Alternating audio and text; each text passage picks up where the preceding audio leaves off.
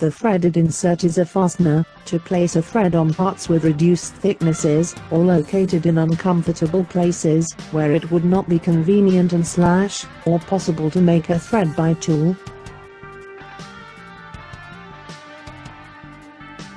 For a correct junction of the details, it is necessary that the diameter of the hole meets the technical specifications.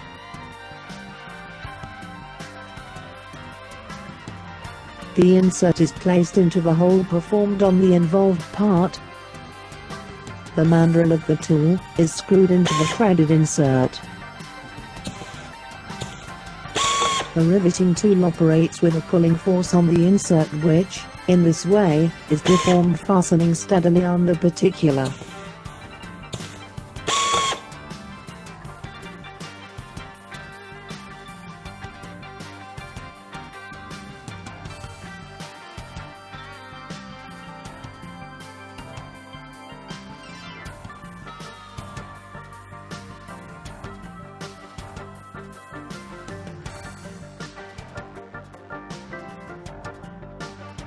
This product differs from those previously described for the presence of an element having an external thread,